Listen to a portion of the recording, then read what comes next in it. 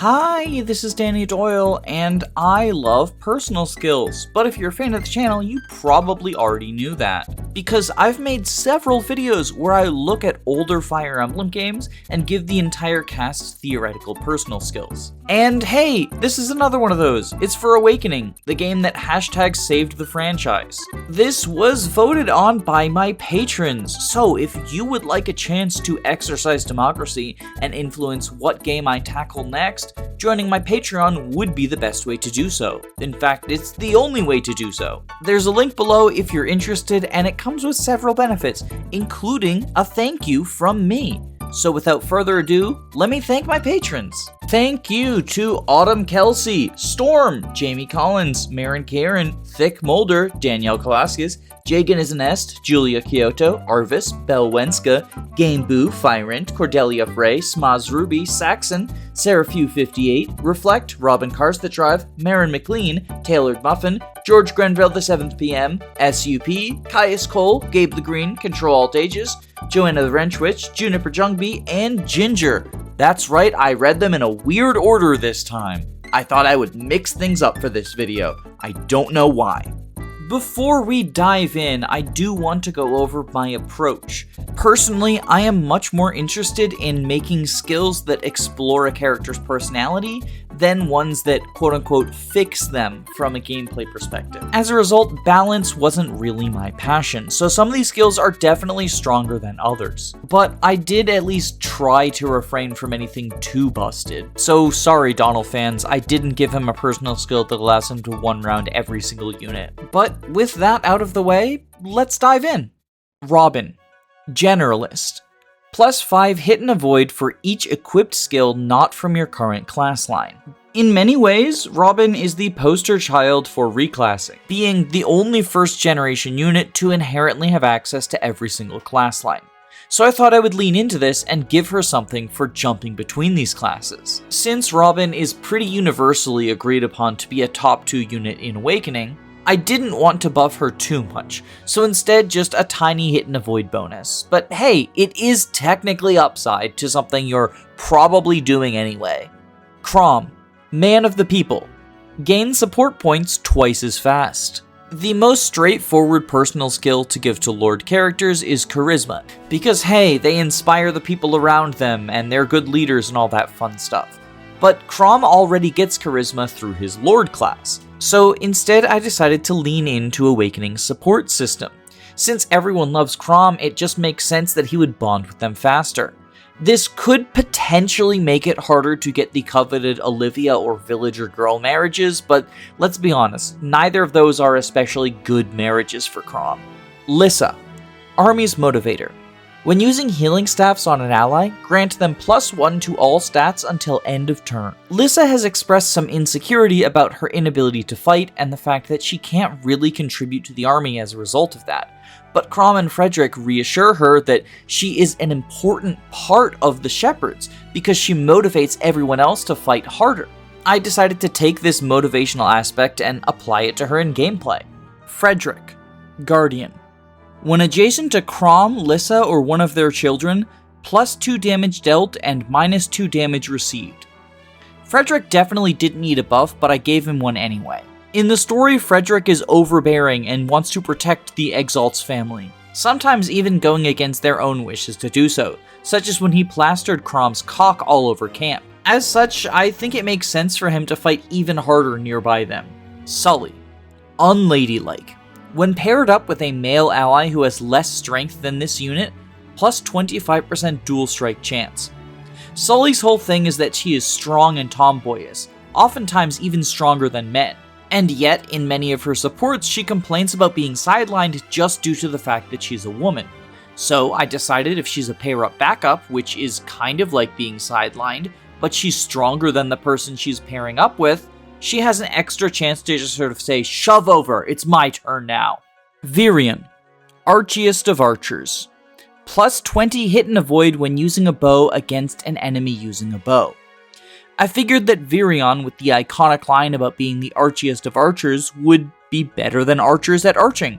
So I gave him a mini version of Bowbreaker that only works for bow versus bow violence. Is it good? Probably not, but is it funny? Absolutely. Stall. Entirely average.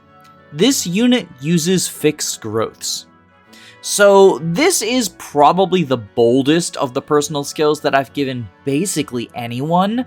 I definitely screwed over Stall. I definitely made him a less fun unit to use, but I think that the joke of the incredibly boring, incredibly average person who, remember, there are supports where, like, they all focus on him being super average. Like, Muriel wants to experiment on him to find out why it is that he's super average. So that's just how average this person is. I think the joke of making this average person always have average stats is just, it's fucking peak comedy to me. Maybe I'm the only person who thinks it's funny, but I think this is peak comedy. And like, I'm sorry if you're a Stall fan and you're disappointed that his personal skill is just fixed growths mode. But I think this is absolutely effing hilarious. I love this. This is my favorite skill I've ever come up with. Vike. Tenure. This unit gains double experience for dual strikes and dual guards.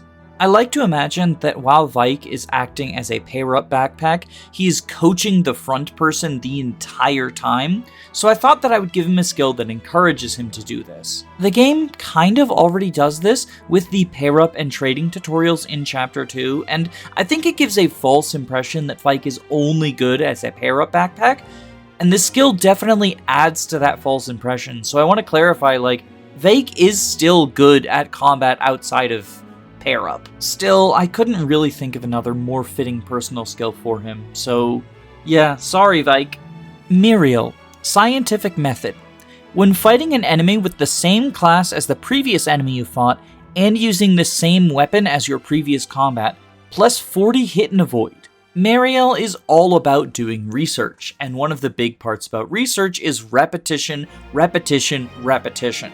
So I like to imagine that Muriel views every round of combat as an experimental trial. 40 hit and avoid is a huge boost, but I also think it's a pretty specific criteria. And for clarification, when I say same weapon, I mean exact same weapon. So if your tome breaks, then you're SOL.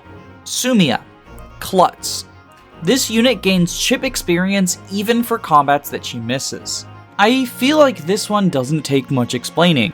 Sumia is supposed to be a klutz, and so I gave her a skill centered around missing.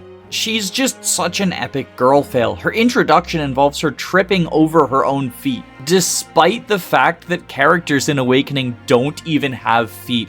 It's like the defining feature of the world. God, you throw the world building out the window. Lazy writers. This is the real reason why Awakening's story is bad. Chrom. Stealth. This unit can use the camouflage command to lower the likelihood of enemies attacking him. By lower the likelihood of enemies attacking him, I mean if you use the command, enemies will not attack you unless you are the only possible target, similar to how Shade works in ROM hacks. I figured that some sort of Shade adjacent skill was appropriate because that's kind of the entire gag of Chrom is people don't notice him, but I thought also giving the unit who's designed to tank Shade would be not great. Like, I think in many situations you actually want the enemy to attack Chrom. So instead I decided to make Shade optional. If he wants to blend in, he can, but if not, then he can just function as a big strong general. Long Q. Gynophobia. When paired with a male ally, +1 to all stats. This is basically just a more conditional version of Defender, but Defender doesn't exist in Awakening, so there's not really any downside to giving it to him. Now, the real Giga Chad move would be to give Long Q a debuff around women, but that felt mean. Like, he's already not the best unit out there. He's not bad, but he's just generic like all Awakening units. So making his personal skill be a debuff just feels like, why? Donald. Dark Horse. 1.5 times experience if the foe is a higher level. While Donald's biggest problems are his weapon ranks, base stats, and ironically, his bad caps, I couldn't really see a personal skill fixing those without also just feeling random. Dark Horse at the very least encourages Donald to fight people stronger than him, which is kind of his whole deal. The bonus to experience also helps with the 0 to Hero arc. So all in all, I think it works pretty well. Mirabelle. Heir of Nobility. plus 30 avoid when not equipped with a weapon. Honestly, I can just picture Mirabelle talking about the brutality of war and how undignified it is to be fighting. So I felt like I would reward her for not having a weapon. I mean, she doesn't in her base class. Rickon, my idol. When adjacent to or paired up with Chrom, 1.5 times experience. Rickon really loves Chrom. He looks up to him as, well, his idol, like it says in the skill. This is commonly believed to be the reason that these two units share a reclassing set. As such, I think that the little guy deserves a bonus for hanging out with his hero. Pan, last of her kind. When at 20% HP or lower, stone attacks are brave. Pan is on the verge of extinction, and I thought that the adrenaline rush from the potential of her entire race being wiped out would give her a significant combat advantage. In this case, bravery. Of course, that only works if she maintains true to her heritage and stays in the Tagul class, instead of becoming a wyvern or thief. Gaius, Sweet Tooth. When using a tonic, gain an extra action. Why yes, I did steal this skill from Fire Emblem Fates, how could you tell? Or maybe I'm making a clever reference to a Suji from Fire Emblem Fates, the totally original character who really likes eating candy. Did you ever think about that? Look, this isn't the first time that Fire Emblem gave us a character who is obsessed with eating food. We had Ileana back in Tellius, and we have Bunei in Engage. I think all of these characters should have personal skills related to consuming some sort of consumable item. Since there's no leftovers in Awakening, I thought that I would go with tonics. After all, if you're extremely literal about the word tonic, then you can think of it as tonic water, which is sweetened water, and therefore applies to the sweet tooth thing, or whatever, I don't know. I've probably spent way too much time explaining this very straightforward skill. It's just tonic Gale Force. Cordelia, Unrequited Love. When within 2 tiles of Chrom, gain 1.2 times experience. This is a slight variation of the Rickon one, but it turns out there's multiple characters who are obsessed with Chrom, or in Tharja's case, Robin. Kinda weird how Awakening just went back to that well 3 separate times. I figured that lowering the experience multiplier and raising the distance would be a fair trade-off. Gregor, A Life Well Lived.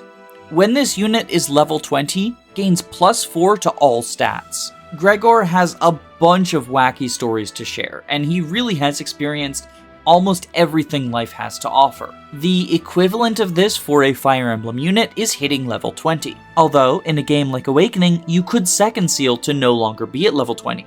So it's kind of a trade-off. Do you want the boost now or the potential to grow some more? Also, the way that I worded this would let him get the boost unpromoted, and I think that's funny, so I'm keeping it that way. Despite the fact that it kind of goes counter to the flavor. Like, if he hasn't promoted, then he clearly hasn't experienced everything life has to offer, and yet, it still works. Naui, A True Dragon.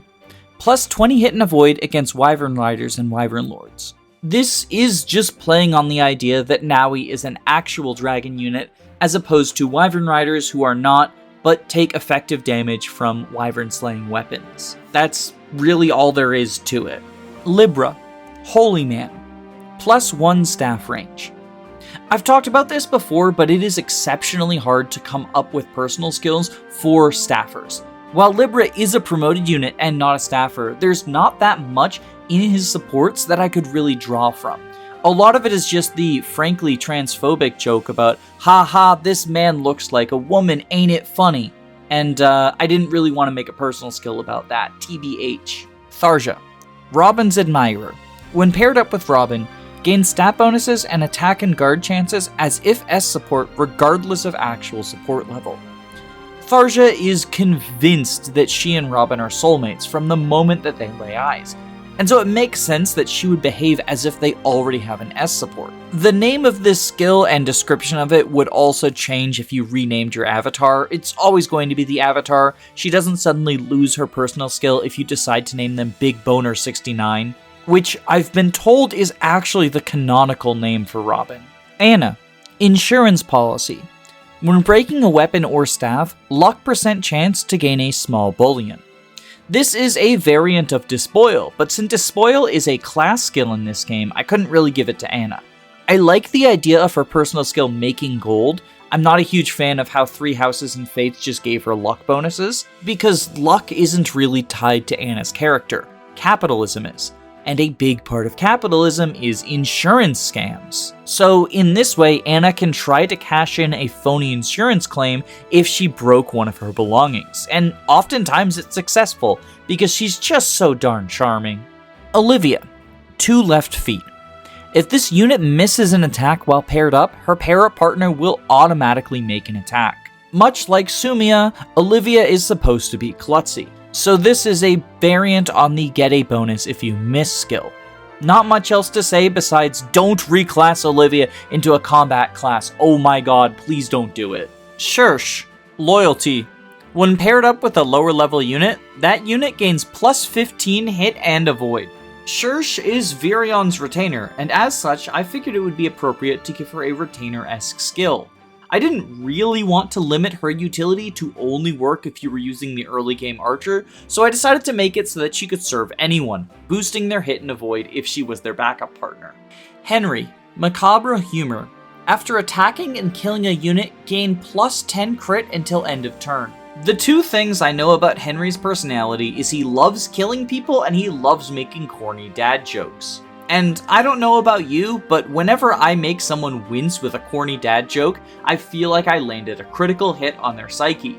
Therefore, I wanted to give him a crit-based skill, so I gave him a crit variant of the Morbid Celebration-esque skills. Fire Emblem has had a lot of these, especially as personal skills.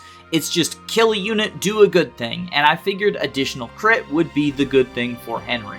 Through reclassing, Henry also has the option to become an assassin or barbarian berserker, so crit stacking seems really flavorful for him. Sairi, revolutionary. If opponent is using a weapon rank higher than Sairi's, plus 20 hit and avoid.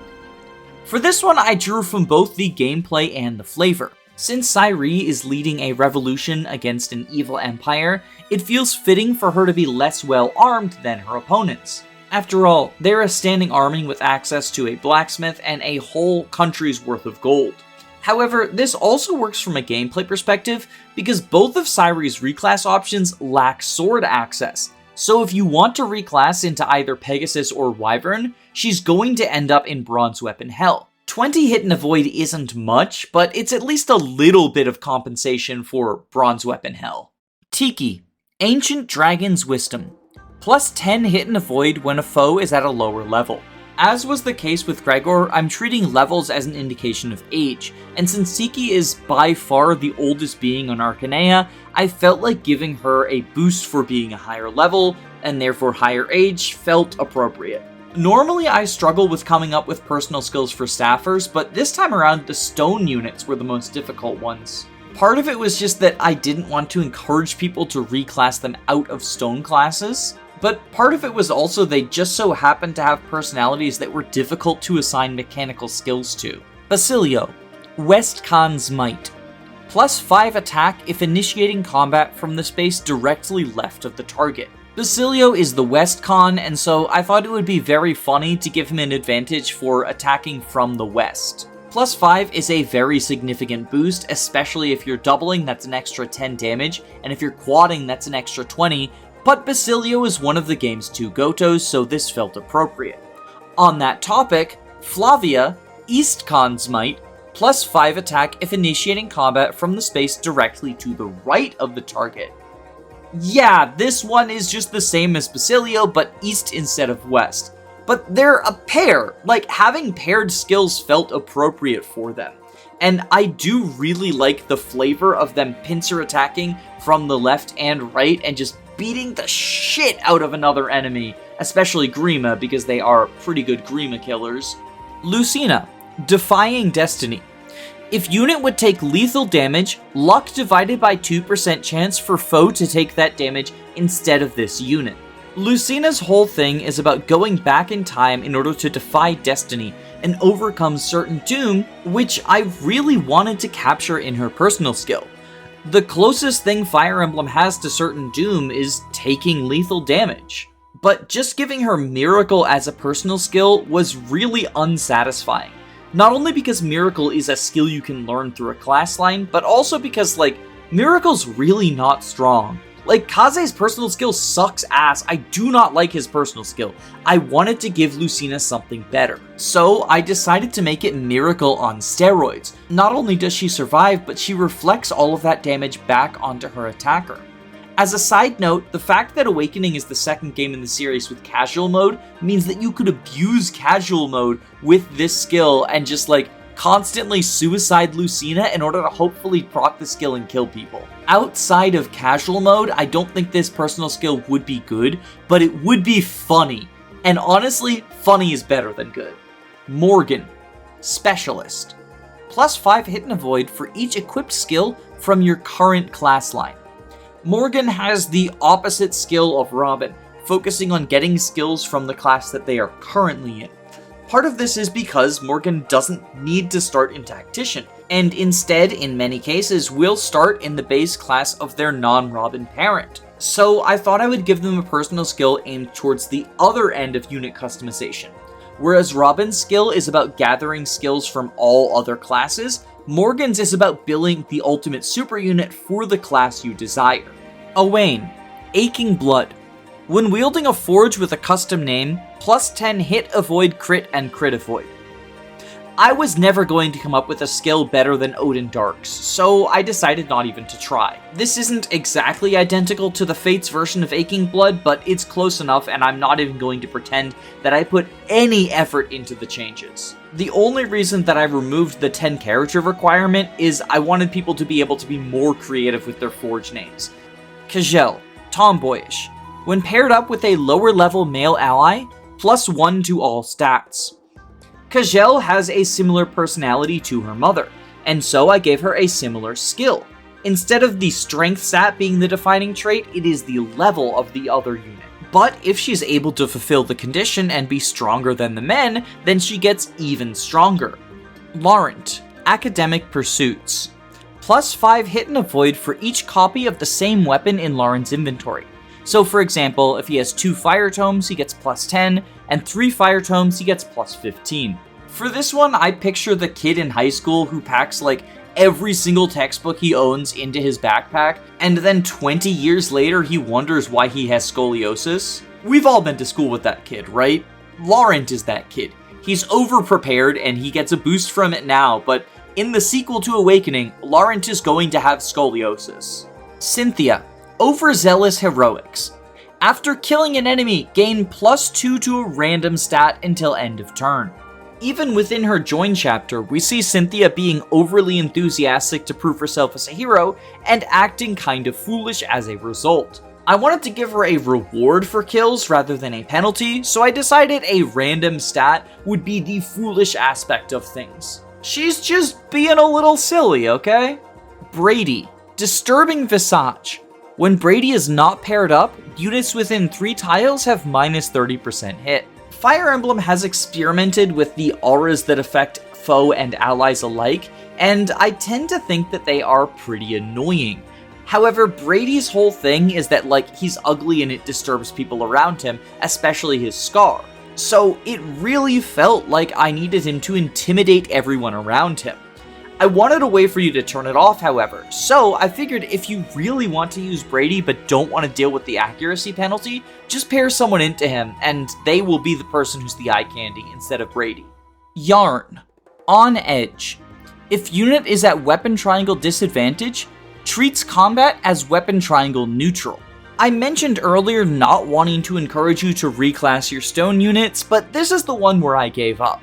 I wanted to give Yarn a skill based on him being at a disadvantage, but the only disadvantage he can be at as a Tagul is Beast Slayer, and that's just, like, not great. Like, a personal skill to remove effectiveness just felt kind of bland. So instead, I decided to make it so that since he always feels like he's at a disadvantage because he thinks he's being, like, hunted down by everything, then he ignores the times that he's actually at a disadvantage, because that's just normal to him. The weapon triangles seemed like the best place to apply this principle. Severa, Pouty. If this unit misses an attack, gain plus 10 crit until the next time she crits. And this skill will stack with itself. I like to picture that each time she misses, Severa gets more and more upset until finally she stacks to 100% crit and just lets that complete gamer rage out of the bottle. Nah, Draconic Pride. Plus 20 hit and avoid when paired with another Manakee. I will be honest, I don't know much about Na, and from looking at her supports online, I couldn't really get much. She's a half-dragon, she's more serious than her mother, and she talks to Tiki about her draconic heritage and wants to learn about it. I decided to focus in on this last snippet and made it so that if she's with another Manakee and therefore can learn more about Manakees, she does a little bit better. If you're a Na fan and you find this disappointing, I'm sorry. Comment below what you would give her, because I'm curious. I feel like I didn't do a good job with this one, but I can't think of anything better. Noir. Noir's Revenge. Plus 2 to all stats when at 50% or less HP. I tend not to like the characters in Fire Emblem whose whole gimmick is centered around the fact that they were abused as a child, and now they have all these funny anime quirks as a result of that. Noir's big thing is that she was constantly abused by her mother, and so she has anger issues. This isn't unrealistic, but the fact that it's played for laughs is generally upsetting to me. That being said, I made her personal skill make it so that she gets stronger when she takes damage. It's kind of like Persecution Complex from another problematic queen, Bernadetta. Can we just stop doing this with Fire Emblem characters, please? Like, Inigo, Ladies Man. Plus 5 hit and avoid for each female ally within 3 tiles. Do I really need to explain this one? Did you expect anything different from Inigo? Like, I know he has the fancy footwork in Fates as a reference to the fact that his mother was a dancer, but I feel like he's a ladies' man, right? Like, he needs a ladies' man ability. Sometimes the most obvious choice is obvious for a reason, and I think Inigo getting a buff when women are around him makes sense. It just makes sense. And finally, Jerome, Flying Solo. Plus 20 crit if not paired up and no allies are within 3 tiles. This is another one that was probably fairly predictable, but I gave the loner a skill that makes him better at combat if he's alone. That might sound a little bit dismissive, and I'll be honest, I don't think Chrom is the deepest character out there, but I do like him. I like his supports, especially the one he has with Lucina, where they talk about masks and letting their masks down and stuff, but at the end of the day, he still feels like a character who, he's a loner, I'm gonna give him a skill that makes him stronger when he's alone. So that's all I got for you today. If you have different personal skills for any of these units, feel free to share them in the comments. I'm curious what other people would come up with. I will fully admit that Awakening's cast is one of the ones I'm less familiar with, so if you are more familiar with them, let me know what you would do. While you're down there, I would really appreciate it if you paired up with the like and subscribe buttons. But regardless of what you choose to do, I hope you have a wonderful day. Stay safe, gamers.